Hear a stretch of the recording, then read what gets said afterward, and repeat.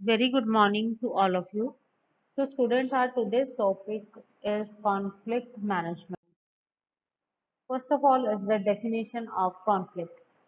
Conflict can be defined as expressed struggle between at least two independent parties who perceive that incompatible goals, scarce resources, or interference from others are preventing them from achieving their goal. So conflict basically is a situation in an organization जब दो parties आपस में किसी कारण लड़ाई झगड़ा कर रहे हैं या स्ट्रगल कर रहे हैं क्योंकि उन्हें लगता है कि उनके पास लिमिटेड रिसोर्सेज हैं और या दूसरी पार्टी जो है मतलब एक दूसरे को उनको ये लगता है कि दूसरी पार्टी हमें गोल्स अचीव करने में रुकावट बन रही है तो इसलिए कॉन्फ्लिक्ट की सिचुएशन लड़ाई झगड़े की सिचुएशन जो है वो अराइज होती है। Next is about the general causes of conflicts. क्या क्या रीजंस क्या क्या कॉजेज होते हैं। Scarcity of resources. अगर रिसोर्सेज ऑर्गेनाइजेशन में कम है, लिमिटेड फाइनेंस है, इक्विपमेंट है, तो हो सकता है एम्प्लॉयज के बीच में लड़ाई झगड़ा हो क्योंकि उनको रहेगा कि हम फाइनेंस पहले यूज करें या बाकी बाद में यूज करें। सो ऐसी कंडीशंस हो सकती हैं। लोगों का एटीट्यूड्स डिफरेंट हो सकते हैं, वैल्यूज डिफरेंट हो सकती है, परसेप्शन डिफरेंट हो सकती है। Disagreement about needs, goals, priorities या एक दूसरे की का जो है बिहेवियर डिफरेंट है, एक दूसरे के आर्ग्यूमेंट्स आपस में मैच नहीं करते उनके, उस कारण लड़ाई झगड़ा हो सकता है। कम्युनिकेशन सिस्टम आपकी ऑर्गेनाइजेशन में कंप्लीट अच्छा नहीं है। पुअर और इनएडिक्वेट ऑर्गेनाइजेशन या ऑर्गेनाइजेशन स्ट्रक्चर ही ऐसा है कि प्रॉपर हायरार्किकल चैनल आप फॉलो नहीं कर रहे हो, proper authority responsibility relationships define नहीं किए हुए हैं, जिस कारण लोगों में लड़ाई झगड़े होते हैं या लैक ऑफ टीम वर्क या जो आपके एम्प्लॉयज है एज अ टीम काम नहीं करना चाहते। Types of conflict.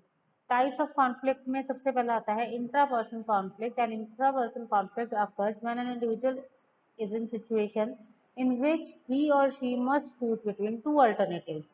ठीक है, दो अल्टरनेटिव्स को में से उन्हें कोई एक चूज करना है। जैसे दो कोई स्टाफ मेंबर है आपस में, ठीक है, उनकी लड़ाई हो गई है तो अब उनको आगे जो उनके कॉमन फ्रेंड्स हैं उनको ये चूज करना पड़ेगा कि वो किसकी फेवर करे और किसकी ना करे। सो उस कॉन्फ्लिक्ट को कहते हैं intrapersonal conflict. Next is interpersonal conflict. This conflict is between two or more individuals. The person experiencing this conflict may experience opposition in upward, downward, horizontal और diagonal communication। तो अगर किसी एक ही रैंक के दो बंदों का आपस में कॉन्फ्लिक्ट हो जाता है तो उस पर्सन को उस कॉन्फ्लिक्ट को हम कहते हैं interpersonal conflict. Inter group conflict, आपस में ग्रुप मेंबर्स में भी कॉन्फ्लिक्ट हो सकता है। Intergroup conflict refers to the disagreement or differences between the members of two or more groups or their representatives over authority, territory and resources। जब group members के views आपस में डिफरेंट होते हैं, ठीक है, हो सकता है किसी रीजन के कारण कॉन्फ्लिक्ट हो जाए। इसकी आगे कैटेगरीज हैं। Organisational conflict. Conflict also occur in organisation because of different perception और गोल्स। हर एक बंदे की परसेप्शन डिफरेंट है, हर एक बंदे का किसी चीज को देखने का नजरिया परसेप्शन होता है, अगर हम किस चीज को किस नजरिए के साथ देखते हैं। सो हर एक बंदे का हर एक सिचुएशन को या बात किसी पर्टिकुलर चीज को देखने का नजरिया डिफरेंट होता है। हो सकता है जैसे ग्रुप में मजाक चल रहा हो तो एक बंदे ने उसे सीरियसली अपने ऊपर ले लिया क्योंकि उसकी परसेप्शन डिफरेंट है बाकियों से। तो इस कारण भी कॉन्फ्लिक्ट हो सकते हैं। Role ambiguity occurs when employees do not know what to do, how to do and what are the outcomes may be। जब एम्प्लॉयज को ये नहीं पता होता कि जो भी काम है वो किसका काम है, किसने कर दिया, वो तो वो एक दूसरे के ऊपर ब्लेम डालना शुरू कर देते हैं। और ऐसे कॉन्फ्लिक्ट अगर अराइज होते हैं तो उसे हम कहते हैं due to role ambiguity. Role conflict occur when two or more individuals in different positions within the organization believe that certain actions or responsibilities belong exclusively to them। अगर किसी को रोल कॉन्फ्लिक्ट में वो लड़ाई झगड़े होते हैं जब किसी एक बंदे को लगता है कि ये काम सिर्फ मेरा है और ऐसे मैं ही करूंगा, कोई और नहीं कर सकता, ठीक है, तो उस कारण भी रोल कॉन्फ्लिक्ट के कारण लड़ाई झगड़े हो सकते हैं। Effect of conflict in organisation. अब ये जो कॉन्फ्लिक्ट्स हो रहे हैं इसके इफेक्ट क्या हैं। दो तरीके के इफेक्ट होते हैं, डिस्ट्रक्टिव ठीक है, और constructive, destructive, negative, constructed, somewhat positive. Destructive में आ जाएगा, उनको जॉब से स्ट्रेस हो सकता है, एब्सेंटिज्म, वो जॉब से एब्सेंट रहना शुरू कर सकते हैं, स्टाफ टर्नओवर, आपका स्टाफ छोड़ के जाना शुरू कर देगा अगर कॉन्फ्लिक्ट का सिचुएशन होगा, डीमोटिवेट हो जाएगा स्टाफ, और नॉन प्रोडक्टिविटी, उनकी लेवल ऑफ प्रोडक्टिविटी भी पे भी इफेक्ट पड़ेगा और वो अच्छे से काम नहीं कर पाएंगे। कंस्ट्रक्टिव इफेक्ट में होता है इम्प्रूव डिसीजन क्वालिटी, उनकी डिसीजन लेने की क्वालिटी इंप्रूव होगी। ठीक है, स्टिमुलेट्स क्रिएटिविटी, अब जब कॉन्फ्लिक्ट चल रहा है तो हर एक को होगा कि मैंने दूसरे से बेटर करना है, तो इस कारण वो कुछ क्रिएटिव, कुछ नया भी कर सकते हैं। एनकरेजेस इंटरेस्ट, हो सकता है उनका इंटरेस्ट किसी पर्टिकुलर एरिया में बढ़ जाए। Science of conflict between individual, अब क्या क्या साइन होते हैं, क्या क्या सिग्नल्स हैं जिससे हमें पता चलता है कि कॉन्फ्लिक्ट की सिचुएशन है। colleagues not speaking to each other or ignoring, जब colleagues आपस में बात नहीं कर रहे और एक दूसरे को इग्नोर कर रहे हैं। deliberately undermining or not cooperating with each other to the downfall of the team, या आपस में एक दूसरे के साथ कॉपरेट नहीं कर रहे। आउटकम्स ऑफ कॉन्फ्लिक्ट, अब कॉन्फ्लिक्ट के कारण कौन कौन से आउटकम्स आ सकते हैं। First is win loss outcome, this occur when one person obtain his or her end in the situation and the other person fail to obtain what he desire। तो पहली कंडीशन में है जो जिनमें लड़ाई हो रही है, एक बंदे को जो वो चाहता था वो चीज मिल गई है, ठीक है, उसके लिए विनिंग सिचुएशन है, लेकिन दूसरे के लिए लूजिंग सिचुएशन है क्योंकि जो वो चाहता था कि उसके फेवर में डिसीजन हो वो डिसीजन नहीं हुआ। Next is loss loss outcome, in loss loss situation there is no winner, दोनों की ही बात नहीं मानेगी, ठीक है, दोनों के लड़ाई का कोई सॉल्यूशन नहीं निकला, तो दोनों ही लॉस लॉस सिचुएशन में है। Win win situation are the course when the are of course the most desirable. Win win situation में वो होता है जब किसी रीजन के कारण लड़ाई झगड़ा हो रहा है तो टॉप मैनेजमेंट कुछ ऐसा डिसीजन लेती है कि दोनों का जो है मैटर उसको उसको रिजॉल्व कर दिया गया, दोनों की प्रॉब्लम को रिजॉल्व कर दिया गया है, तो वो हो जाएगी win win situation. Next is about conflict management, अब इस कॉन्फ्लिक्ट की सिचुएशन को मैनेज कैसे किया जाए। Identify the boundaries of conflict, the area of agreement and disagreement and extent of each person AIIMS, सबसे पहले एक बाउंड्री आउटलाइन की जाए कि किसकी कितनी कौन सा एरिया है, किस एरिया में रह के उसे उस लेवल का ही काम करना है, वो दूसरों की अथॉरिटी में रिस्पॉन्सिबिलिटी में इंटरफेयर नहीं कर सकता। Understand the factors that limit the possibility of managing the conflicts, दूसरा ये चीज है हमें फैक्टर्स ढूंढने पड़ेंगे कि कौन से रीजंस हैं जिनके कारण कॉन्फ्लिक्ट की सिचुएशन अराइज होती है।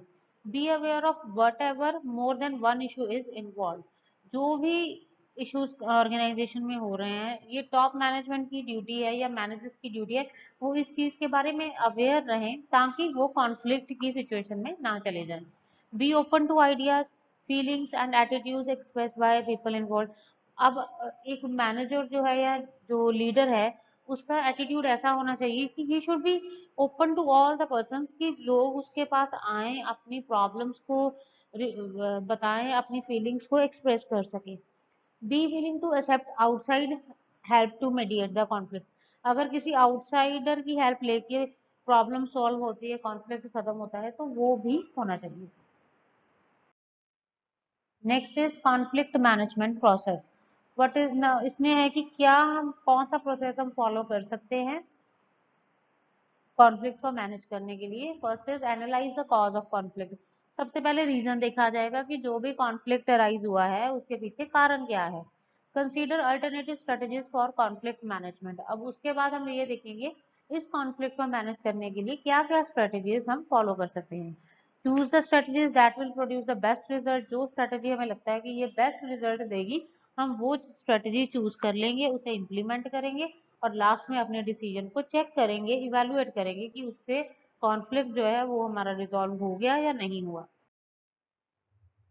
Next is about conflict management strategies, अब जो है मैनेजर्स हैं वो कौन सी स्ट्रेटजीज यूज कर सकते हैं ऑर्गेनाइजेशन में कॉन्फ्लिक्ट को मैनेज करने के लिए। There are three types of strategies, defensive, compromise, creative, problem solving modes. First is about defensive mode. The defensive mode produces feeling of winning in some and loss in others. The following ways to defensively solve a problem. Separate the contending parties. Defensive mode में basically क्या होगा कि एक person के लिए winning situation होगी कि उसकी बात मान ली गई, दूसरे पर्सन के लिए लूजिंग सिचुएशन होगी कि उसको उसकी बात की तरफ ध्यान नहीं दिया गया। इसमें हम क्या कर सकते हैं, दोनों पार्टीज जो आपस में लड़ाई कर रही है उनको सेपरेट कर दें। सप्रेस द कॉन्फ्लिक्ट, कॉन्फ्लिक्ट को सुने ही ना, उसे दबा दे, उसके बारे में बात ही ना करें। रिस्ट्रिक्ट और आइसोलेट द कॉन्फ्लिक्ट, या जो आपस में लड़ रहे हैं उनको बिल्कुल आइसोलेट ही कर दे कि वो किसी से बात ही ना करे इस बारे में। स्मूथ इट ओवर और find it through an organisational change, या आप अपनी ऑर्गेनाइजेशन का स्ट्रक्चर इस हिसाब से चेंज करो कि कॉन्फ्लिक्ट अपने आप रिजॉल्व हो जाए। Avoid the conflict to diminish the destructive effect, या आप बिल्कुल उसे अवॉइड ही कर दो ताकि उसका किसी भी ऑर्गेनाइजेशन की पोजीशन या मेंबर के ऊपर या किसी भी हमारे ऑर्गेनाइजेशन की वर्किंग के ऊपर कोई नेगेटिव इफेक्ट ना हो। Next is compromise.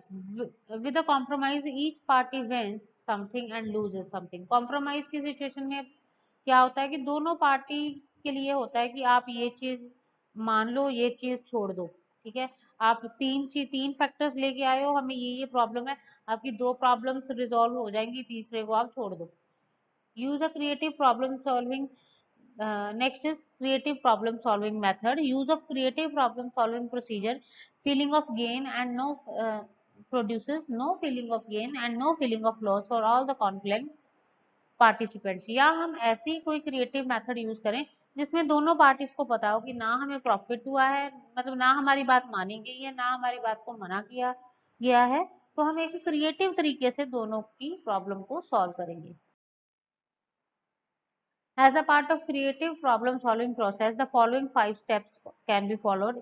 Initiate a discussion. इसके लिए हम क्या कर सकते हैं, सबसे पहले हम डिस्कशन करेंगे। Timed sensitively and held in an environment conducive to participate discussion. एक proper environment में दोनों parties की बात को सुना जाएगा, एक discussion की जाएगी। Respect individual differences. दोनों की बातों को with due respect हम दोनों के points को consider करेंगे। Be empathetic with all parties involved. Agree on a solution that balances the power, satisfy all the parties so that the consequences of on a win-win solution is reached.